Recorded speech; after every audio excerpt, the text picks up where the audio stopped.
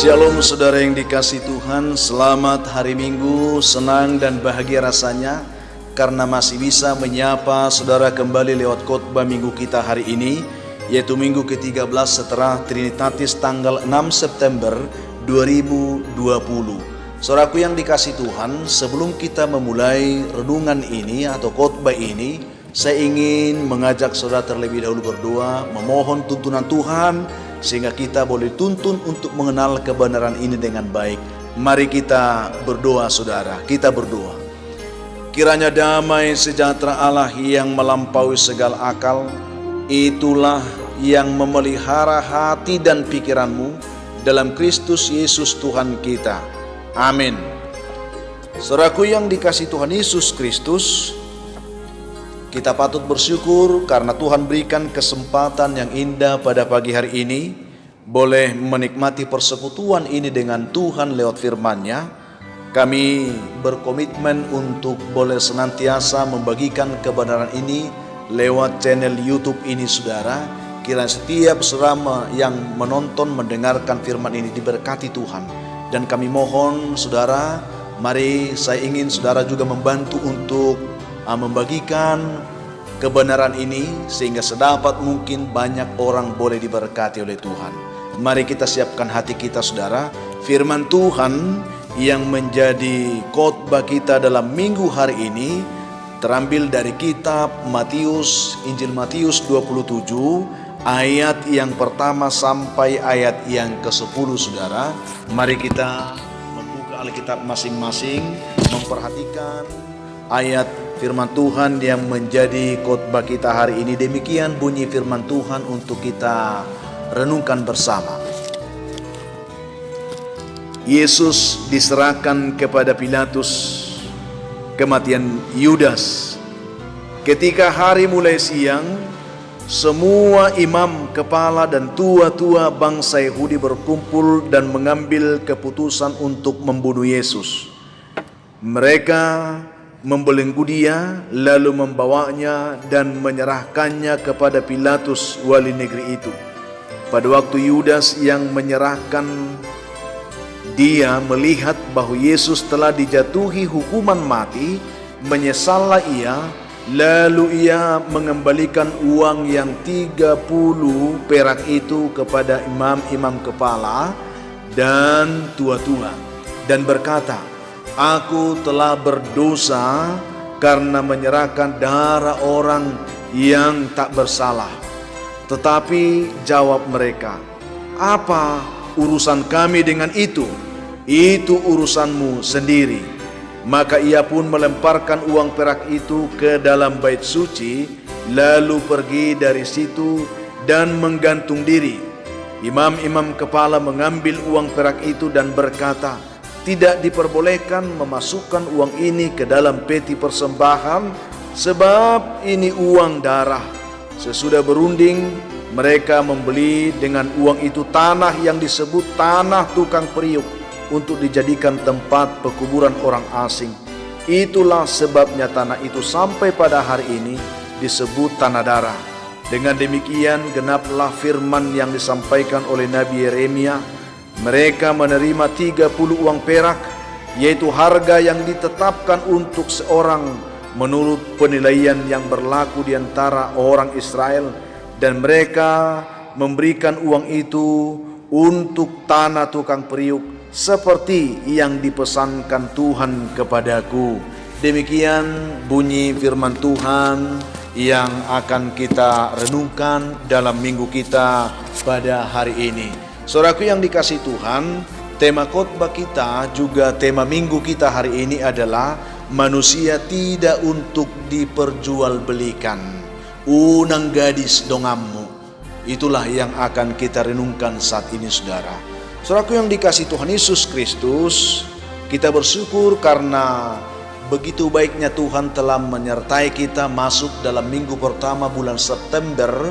Walaupun saya tahu bulan ini masih bulan yang sangat memprihatinkan bagi kita, karena masih banyak di antara kita yang belum bisa beribadah dengan baik di gereja. Tetapi saya ingin sampaikan dimanapun kita bersekutu, 2-3 orang berkumpul dalam nama Tuhan, Tuhan hadir di tengah-tengah mereka. Kalaulah saat ini saudara sedang beribadah di rumah, yakinlah saudara, Tuhan juga ada di tengah-tengah saudara. Saudaraku yang dikasihi Tuhan, teks khotbah kita ini berbicara tentang kisah diserahkannya Yesus kepada Pilatus untuk dihukum mati. Lalu tema yang diangkat dari khotbah ini adalah manusia tidak untuk diperjualbelikan.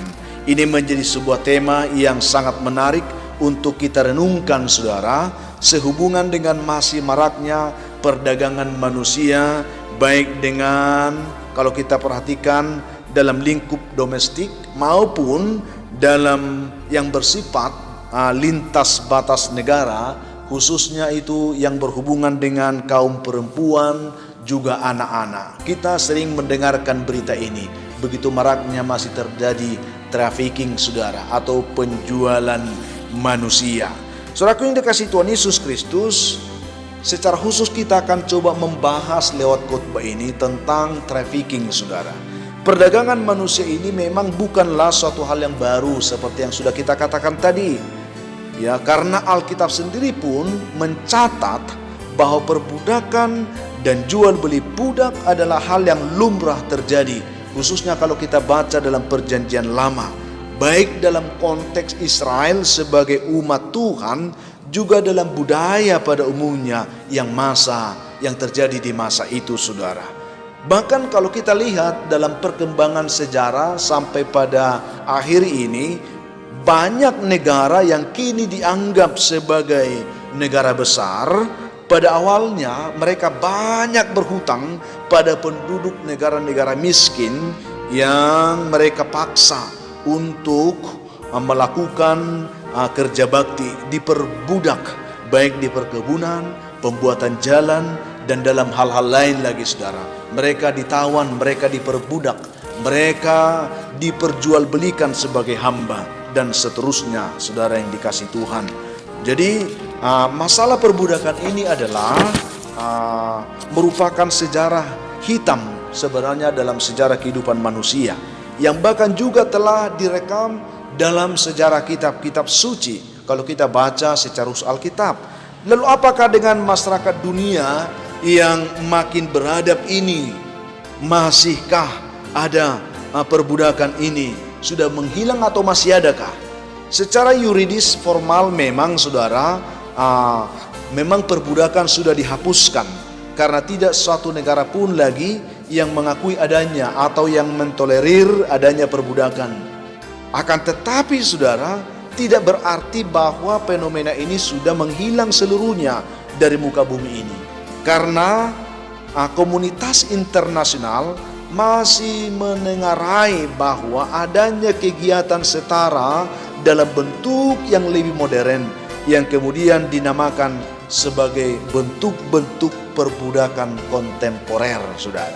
Ini yang memang perlu kita waspadai. Memang secara legal formal, yuridis formalnya, memang semua negara sudah tidak ada lagi yang mengaku perbudakan. Tetapi kalau kita perhatikan, perbudakan itu masih tetap ada dalam konsep yang lebih modern yang disebut perbudakan kontemporer saudara. Saudaraku yang dikasihi Tuhan, mungkin kita perlu menelidik lebih dalam walaupun dalam waktu yang singkat hari ini tentang masalah perbudakan ataupun masalah penjualan manusia di sini yang disebut trafficking saudara.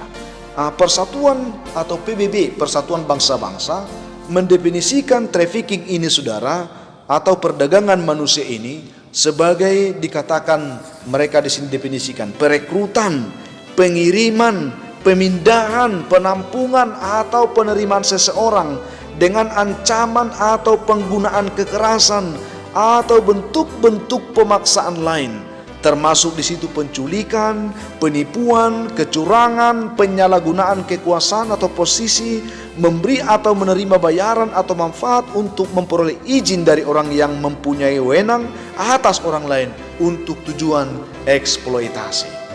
Jadi tentu ketika kita berbicara tentang trafficking, ada tujuan eksploitasi saudara.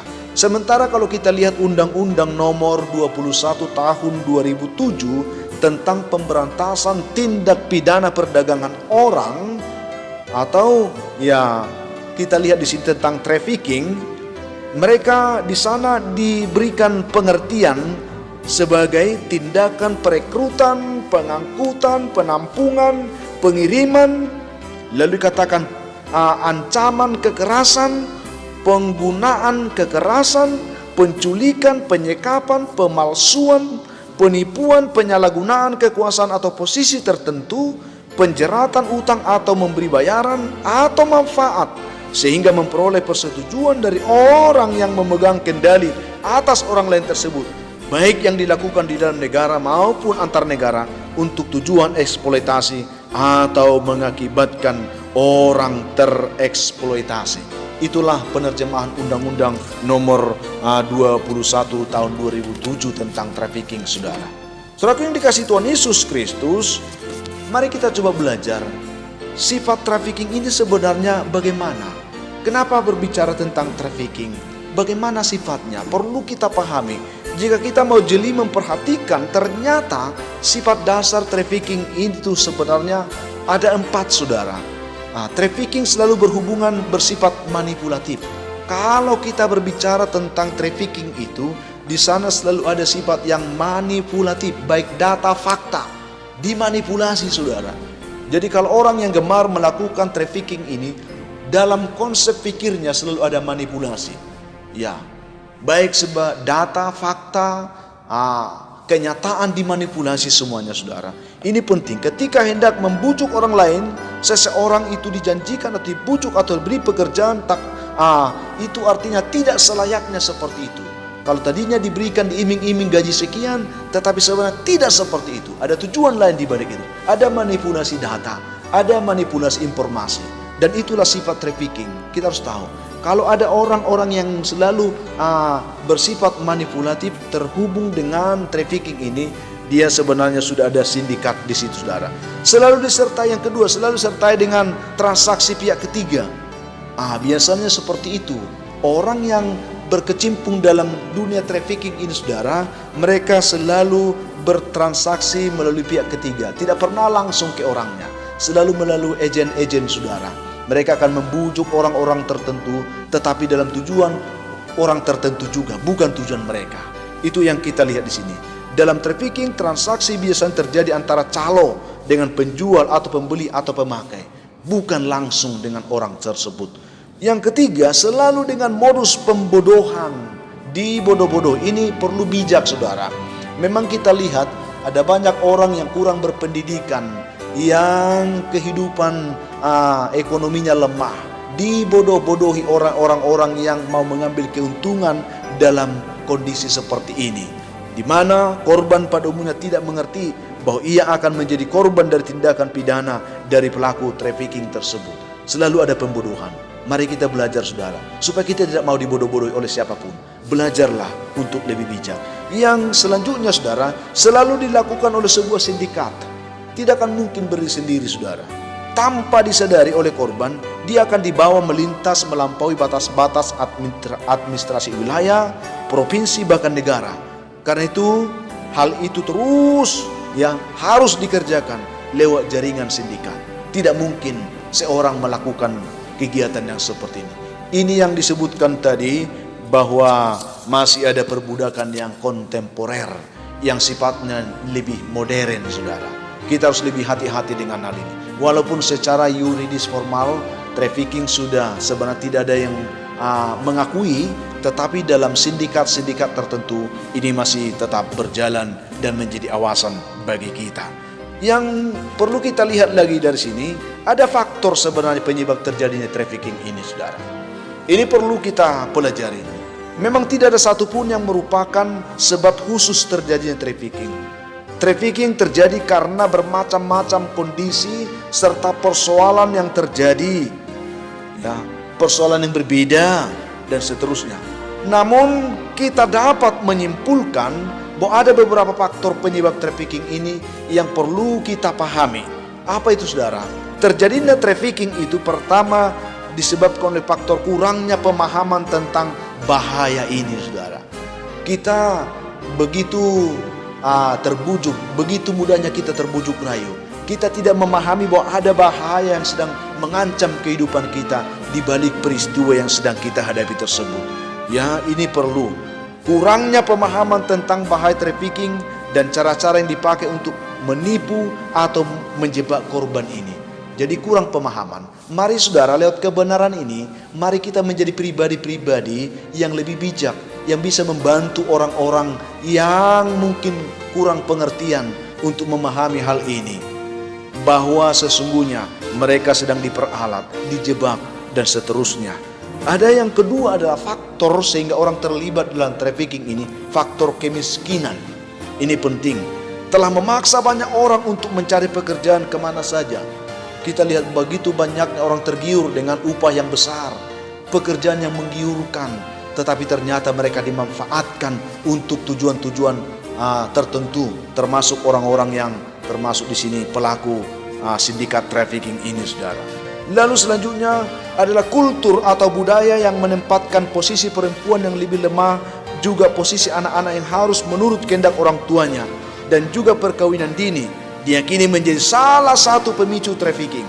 Biasanya korban terpaksa harus pergi mencari pekerjaan sampai ke luar negeri atau keluar daerah karena tuntutan keluarga atau orang tua. Ini penting, sudah, kultur budaya yang membuat perempuan menjadi selalu ada di pihak yang harus tunduk, atau anak-anak di pihak yang harus lemah, yang harus diperintah dan harus turut kepada perintah. Lewat kebenaran ini mari kita bijak, sudah. Tidak semua harus kita turuti. Jika itu tidak benar, jika itu tidak baik, tidak perlu harus dituruti, saudara. Mari kita waspada dan hati-hati. Lalu ada faktor lemahnya pencatatan dokumentasi kelahiran anak atau penduduk, sehingga sangat mudah untuk memalsukan data identitas. Mari saudara, kalau setiap kita taat aturan kependudukan, maka kita semua akan terdata dengan baik. Tetapi karena kurangnya data ini, kurangnya kesadaran ini, maka begitu gampangnya data kita dimanipulasi oleh orang-orang tertentu yang tergolong dalam sindikat trafficking ini, saudara. Lalu selanjutnya, lemahnya oknum-oknum aparat penegak hukum dan pihak-pihak terkait dalam melakukan pengawalan terhadap indikasi kasus-kasus trafficking ini. Yang lebih berbahayanya lagi, adanya orang-orang tertentu yang terlibat di dalam untuk melindungi kepentingan orang-orang yang ada dalam sindikat trafficking ini. Ini berbahaya. Mari kita semua belajar untuk bersama-sama bergandengan tangan untuk memberantas bahaya ini, saudara. Karena bahaya ini bisa saja mengancam setiap kita dimanapun kita berada. Keberadaan trafficking ini, saudara, berkaitan erat dengan tujuan hidup manusia, yakni mencapai kesejahteraan hidupnya. Pada dasarnya sebenarnya setiap individu terarah pada sebuah kebaikan. Sebenarnya kita tidak ada yang menginginkan hidup ini hancur, hidup ini susah dan seterusnya. Kita ingin hidup lebih baik. Namun seringkali proses pencapaian dari sebuah kebaikan ditempuh dengan cara yang tidak benar. Disinilah kita terjebak. Semua kita ingin hidupnya sukses, baik, berhasil, makmur, sejahtera. Tetapi proses untuk mencapai itulah yang sering kita terjebak dalam cara-cara yang tidak benar, sehingga walaupun kita bertujuan benar, tetapi karena caranya tidak benar, maka hasilnya pun pasti hasil ketidakbenaran. Itu yang kita lihat, saudara. Mereka menjadikan trafficking sebagai pekerjaan untuk memperkaya hidup mereka. Mereka tidak lagi melihat dari sisi moral baik buruknya pekerjaan itu, saudara. Tetapi mereka lebih cenderung melihat akan hasil dan pekerjaan itu yang mendapatkan keuntungan yang menggiurkan demi kesejahteraan hidup mereka. Ini yang disebut menghalalkan segala cara, yakni mendapatkan keuntungan demi kesejahteraan hidup. Para pelaku, saudara, tidak lagi melihat para korban sebagai subjek yang harus dihargai, yang harus dihormati, yang harus dilindungi, melainkan mereka memandang para korban tersebut sebagai objek yang dapat diperalat dan yang dapat dijadikan sarana untuk mencapai keuntungan sendiri. Ini berbahaya, saudaraku. Hal inilah yang dapat kita lihat dari kehidupan Yudas dalam teks pembacaan kita hari ini. Sebagai seorang yang dipercaya oleh Tuhan menjadi pengelola keuangan dalam persekutuan mereka, Yudas tergiur dengan keuntungan besar di balik pekerjaannya itu. Dia sedang mencari untung, dia sedang mencari laba. Oleh karena hati dan pikirannya terkuasai oleh nafsu keserakahan kalau kita lihat, dan tergiur dengan tawaran uang yang diberikan oleh para imam, ia pun tidak segan-segan menjual Tuhan dan menerima imbalan hanya dengan 30 perak, saudara, yaitu sebuah nilai yang pantas diberikan untuk membeli seorang budak. Luar biasa, saudara. Jadi Yudas telah kehilangan akal sehatnya oleh karena tergiur, terbujuk rayu oleh hawa nafsu keserakahan yang sedang menggerogoti kehidupannya. Dia diberi kepercayaan, tetapi kepercayaan itu dipergunakan untuk mencari keuntungan diri sendiri. Sehingga kalau ini terjadi, saudara, Tuhan pun bisa dijual. Itu yang terjadi dalam kehidupan Yudas.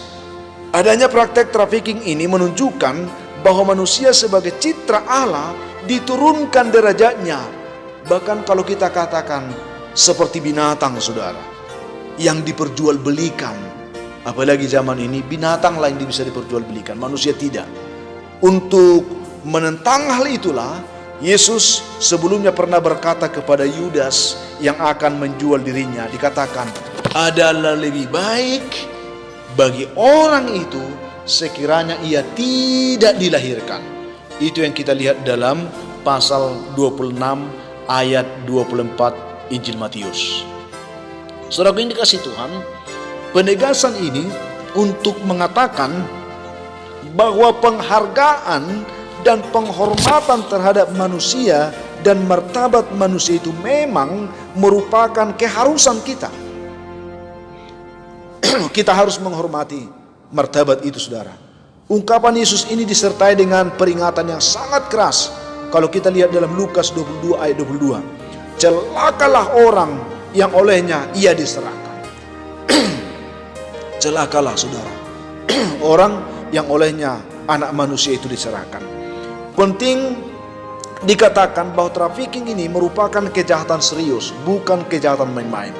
Tidak mengherankan kalau muncul ungkapan bahwa adalah lebih baik apabila orang yang memperdagangkan sesamanya tidak dilahirkan. Itu yang kita lihat. Adalah lebih baik. Itu yang terjadi, saudara.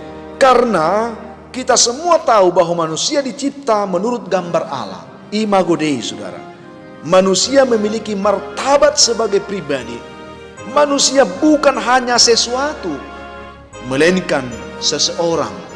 Jadi bukan sesuatu, bukan benda maksudnya, tetapi dia adalah nyawa, pribadi yang bernyawa, seseorang.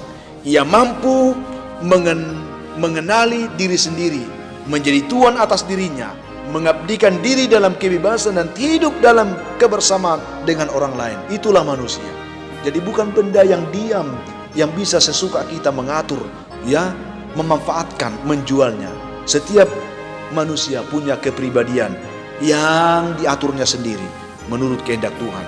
Saudara yang dikasihi Tuhan, gereja merupakan tanda dan sarana kehadiran Allah yang sedang berziarah di tengah dunia ini.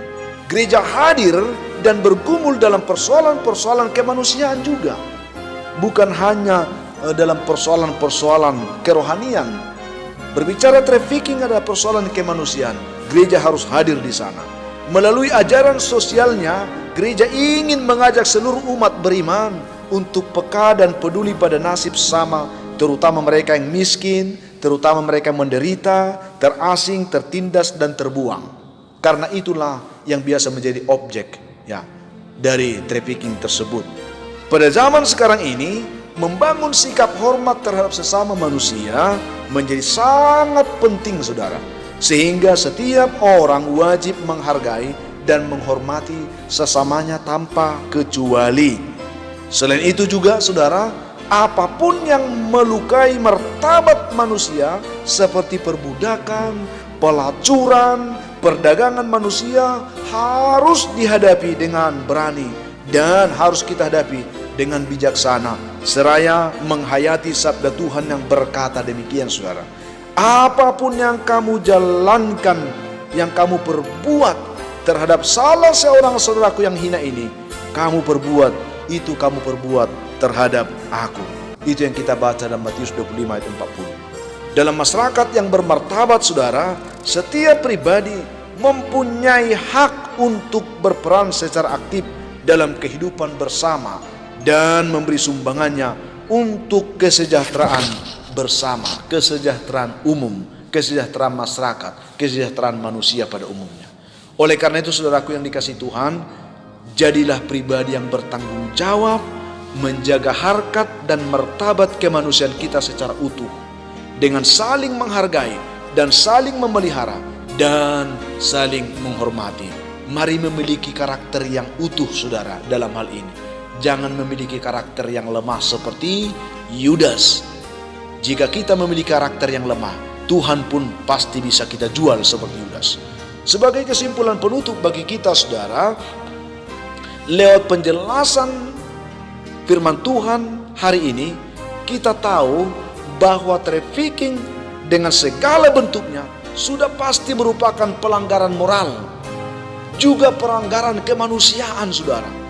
Praktek ini merupakan kejahatan terhadap kemanusiaan, di mana manusia dijadikan sebagai sarana untuk diperjualbelikan.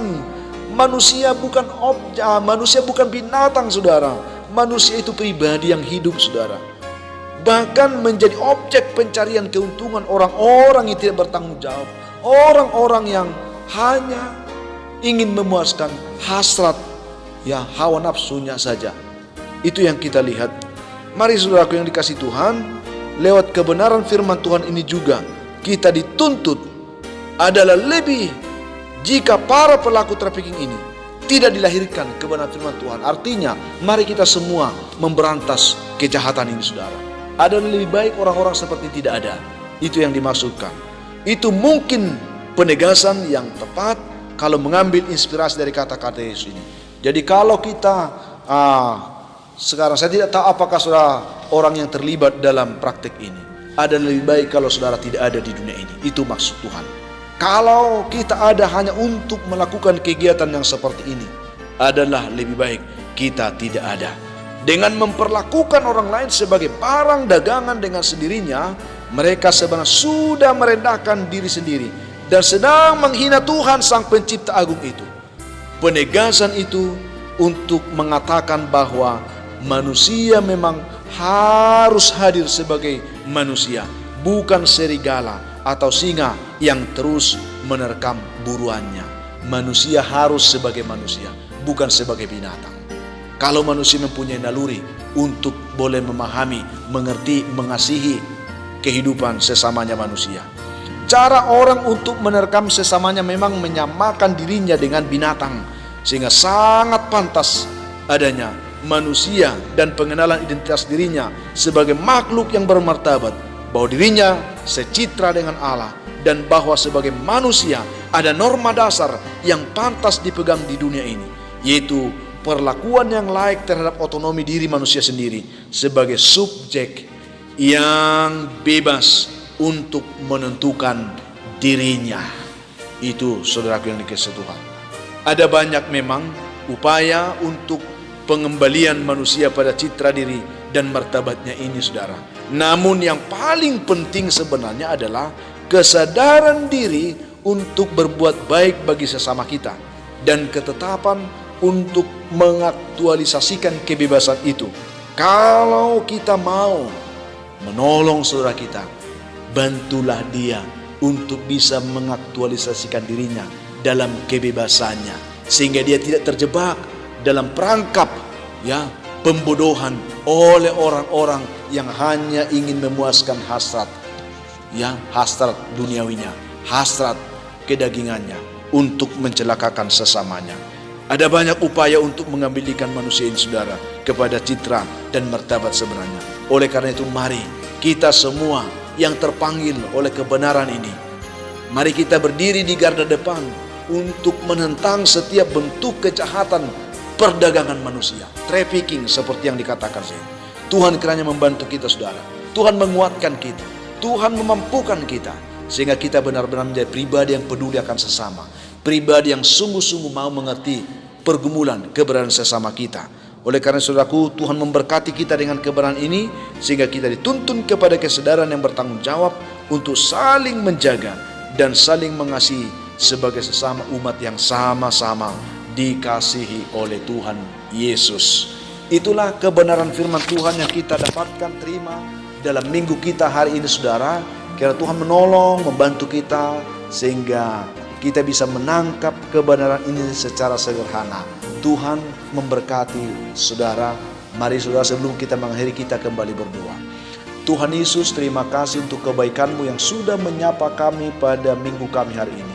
Sehingga dimanapun kami mendengarkan kebenaran firman ini, kami semua boleh dibantu, dituntut untuk peduli, berpartisipasi, untuk boleh mengerti, memahami, menolong saudara kami, untuk boleh berdiri dalam keberadaannya sebagai manusia yang diciptakan sempurna, untuk boleh berdiri dalam hakikat kemanusiaan kami yang benar di hadapan Tuhan. Bantu setiap umat Tuhan, kalau ada di antara umat Tuhan yang mendengarkan terlibat dalam sindikat trafficking ini, bawa mereka bertobat kepadamu. Adalah lebih baik kalau mereka tidak dilahirkan. Demikian firman Tuhan. Mari Tuhan, bantulah setiap umat Tuhan yang lemah, yang sakit Tuhan pulihkan, yang berbeban berat Tuhan berikan kelegaan, yang menderita Tuhan berikan mereka pertolongan. Bahkan yang sedang mencari pekerjaan, berikan mereka pekerjaan. Yang mencari jodoh, Tuhan berikan mereka jodoh yang baik. Juga yang sedang bergumul untuk mendapatkan keturunan, Tuhan memberi mereka keturunan yang baik. Masih banyak anak Tuhan hari ini, dimanapun mereka beribadah, mendengarkan firman ini, berkatilah mereka semua. Dalam nama Tuhan Yesus kami mengucap syukur. Amin.